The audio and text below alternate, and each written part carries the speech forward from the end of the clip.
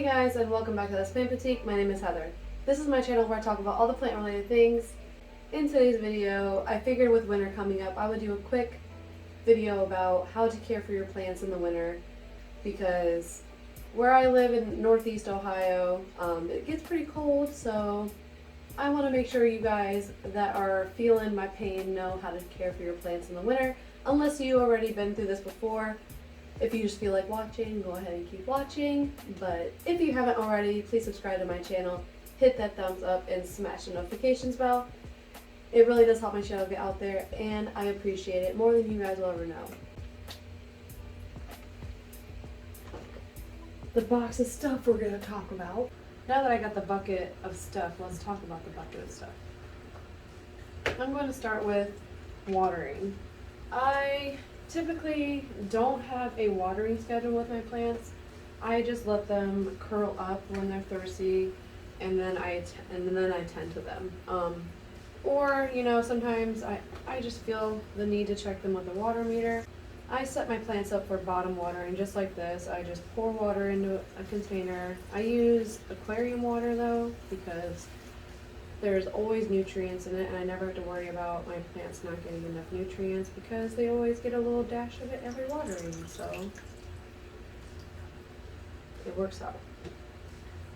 And this is going to be our demonstration plant for today, because one, it is very thirsty, just because the pot is very light. I just checked it with the water meter, and my ficus likes to be a little bit more moist than what it's at right now.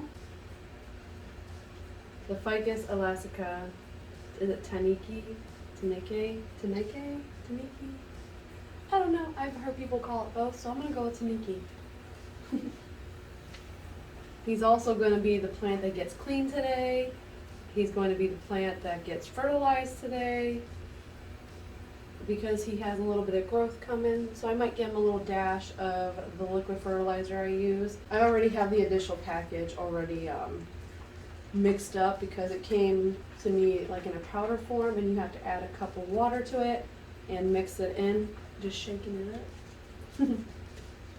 And then you use the cap and pour it into a gallon container, and then fill it up with purified, or you can use purified water, but distilled water is cool. If you have like a tap water that isn't too harsh, you can use that as well. But I'll be showing you guys how to use Liquidirt as well. So with watering, you may have to water some plants more frequently in the winter, because you'll have your furnace on or your heaters on, depending on where you live. If you live in the colder areas, you obviously have your heat on, and there's a lot of forced heat coming in, and your plants will dry out faster. So keeping an eye on your plants that are typically more thirsty in the summer, make sure you're keeping an eye on those. Just probe your plants once a week with the water meter. And this guy is in like a cocoa peat soil, so it looks like he sucks up water pretty fast, so that's pretty cool. I'm gonna leave him in here probably the rest of the video and just do everything right here. I'm not cutting him, but I will show you on another plant how to use this if you feel the need to prune your plants in the winter. But obviously, if your plants are not drying out as quickly, do not water them. Just water them less, and just let them show you that they are thirsty. Most plants will give you signs that they're thirsty by curling leaves, or leaves are dropping. Also, I want to let you know that if your plants are starting to drop a lot of leaves, don't freak out. It's just their way of shedding old leaves before winter and just preparing themselves for winter, so don't freak out.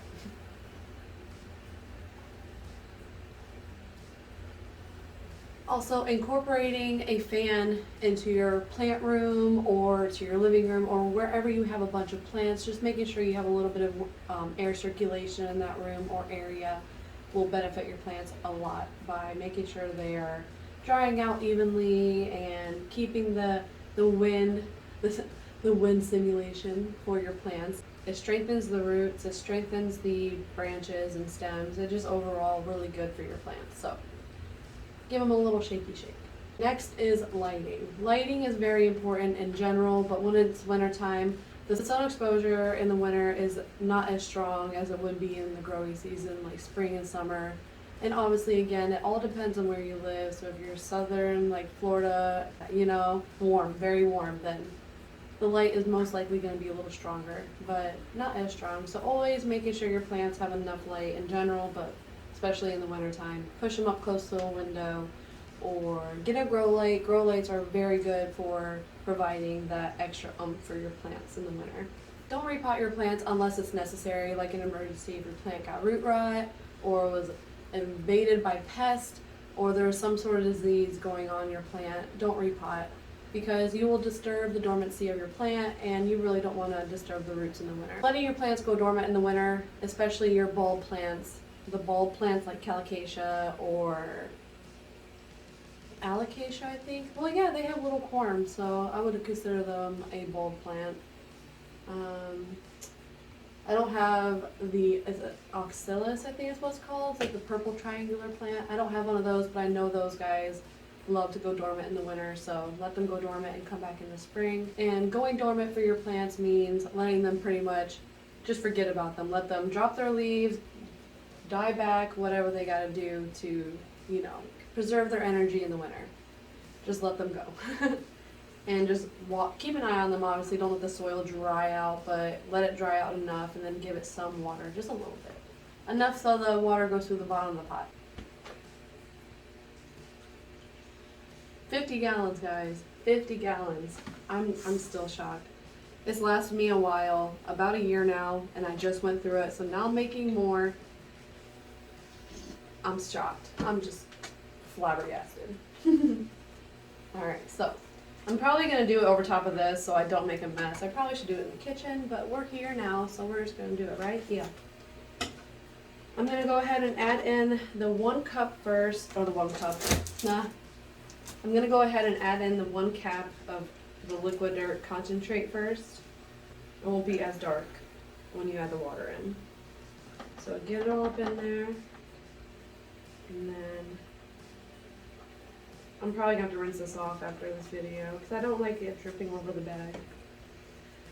And then I'm going to pour the water in. I'm probably going to dump this water into my watering can because I don't trust myself to dump it in here carefully. So I'll be right back. My plant better love me because I'm using my own water bottle for this because I didn't have any water that was room temp. Because it's all in the garage and this is the only thing that was room temp and it's purified water, so we're going with it. Let me just set it down because I feel like I can do this. I hope this is enough for it though. Ooh, I got some on the outside of the bottle, it's okay. I would be less worried if my floors weren't so crappy. I do not recommend getting your floors professionally done. They will lie to you. We're going to be opening up this area down here because we have a wall that separates the kitchen and the dining room and the living room.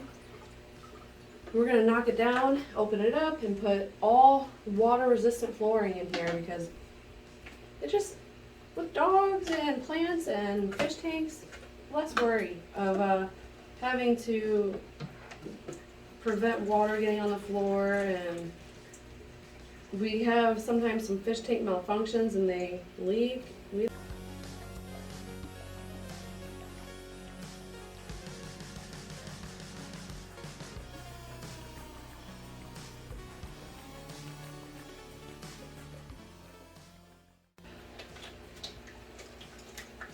Put it on nice and hot and then give it a little shake.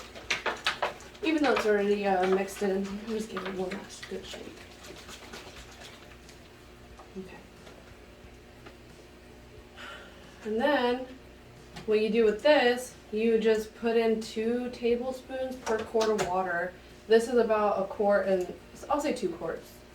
So this is about 2 quarts, so I'll put 4 tablespoons of water into it.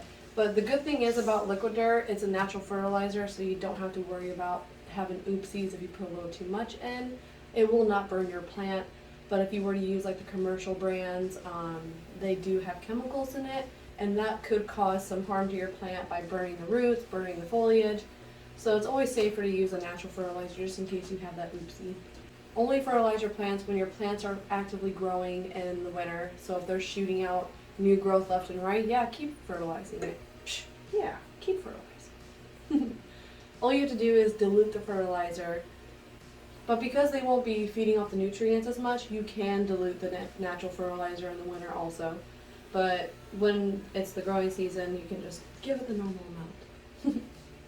So instead of 4 tablespoons per 2 quarts of water in this little pail, I will put 2 tablespoons, and that is perfect. Just cut it in half, and there you go.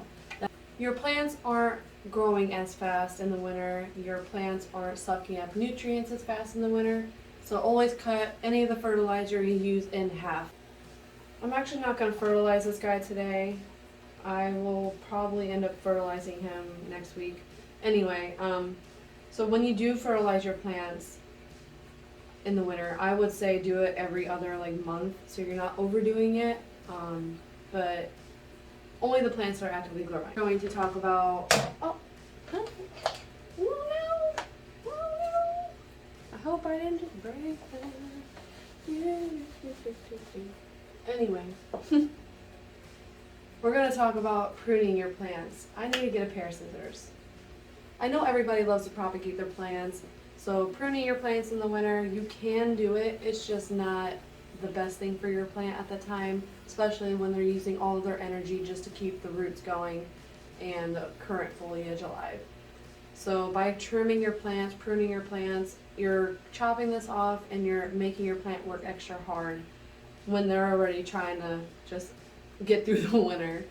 You're creating a wound on your plant when you snip it, so that could invite infections, disease to that stem. You absolutely have to. I recommend using cinnamon after you snip. So when you snip, I'm going to take a little guy down here. Just snip it where the node is at, right below it. My light just went out, the timer went off, and then you're just going to take some cinnamon. I don't have anything to actually apply it, so I'm just going to put some in my hand. And make sure it's all natural cinnamon, that it's not artificial or whatever.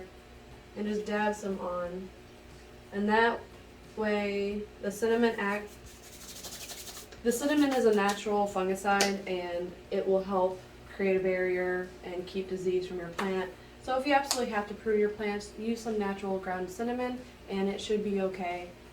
Now, I'm saying this from personal experience. I've done this in the spring. I have yet to do it in the winter, but I am hoping it works. So if it doesn't work for you, please don't come for me. It is my own personal experience. I am trying this out for the first time. I hope it works. So that's why I did a little spot. And I have a backup plan of this plant, so I'm going to take another one just in case I just killed it. So we're going to go ahead and snip her there. And I am going to stick you in here.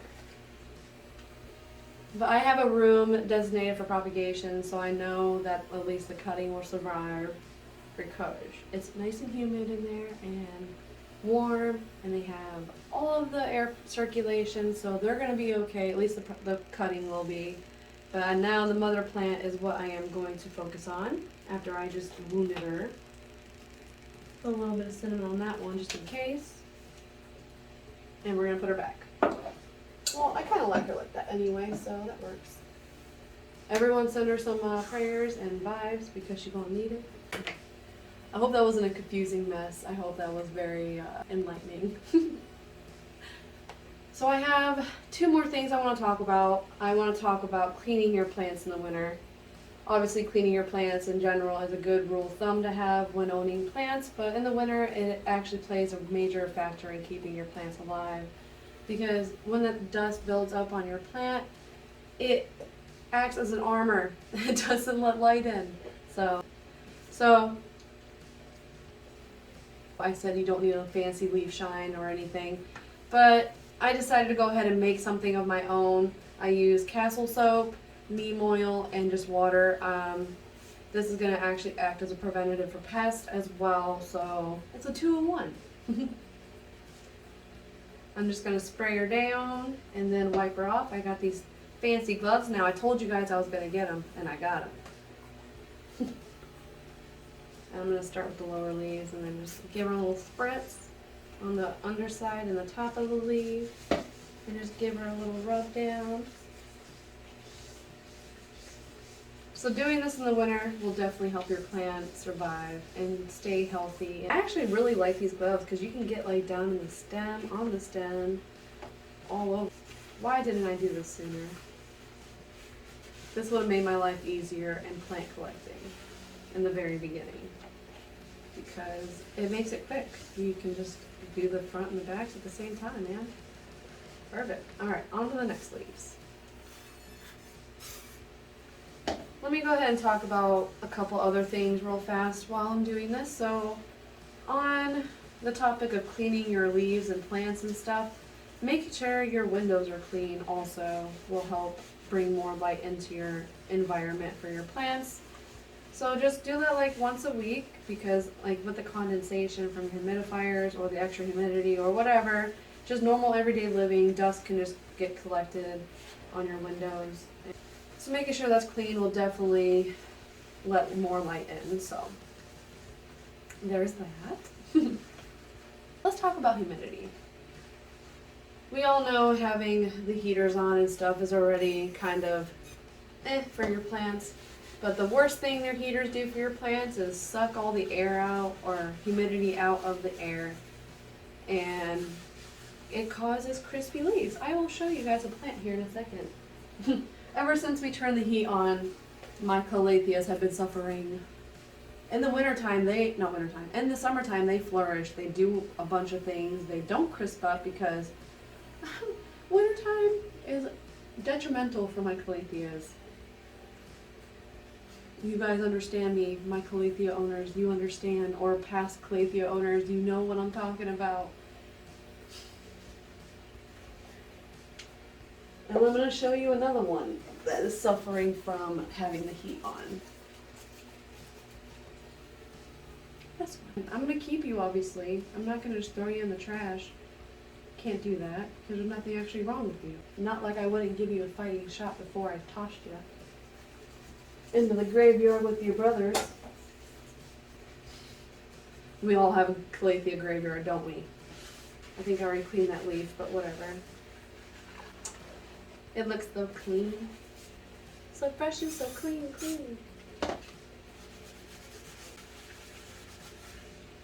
It's getting like a well-deserved shower. For adding extra humidity for your plants, getting a more localized like humidifier towards your plants would be more beneficial than trying to add something for your whole home. You don't want to like jack your humidity up in your house because you run the risk of mold and everything going soggy in your house if you have anything higher than 60%, even 55, you know. I keep my house at 50% humidity. I try to at least. Sometimes it's harder to keep it at a lower number because we have fish tanks and a lot of plants, and I also have a humidifier next to my plants, so it's kind of harder for me. So I have a dehumidifier for when it gets too much, and then I pop that bad boy on, and it seems to be working. So it stays at a nice 50% humidity, 55 tops, and I haven't had trouble. So I know for you guys more in the tropical states and countries that you guys have to fight your humidity pretty often, so it shows more air circulation to dry them out.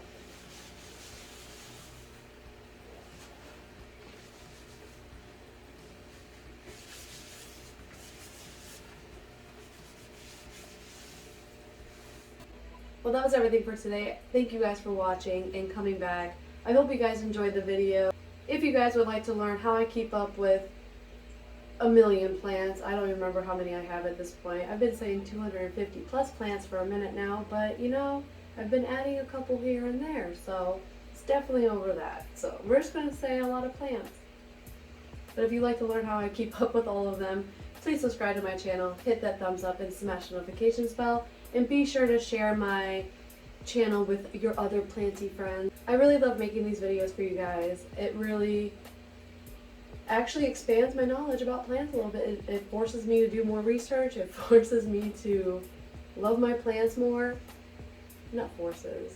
I really love my plants. I don't have to be forced to love my plants. That's a given. I always love my plants. You guys have a great weekend. Thank you as always. You guys are awesome. Keep loving your plants. Happy planting.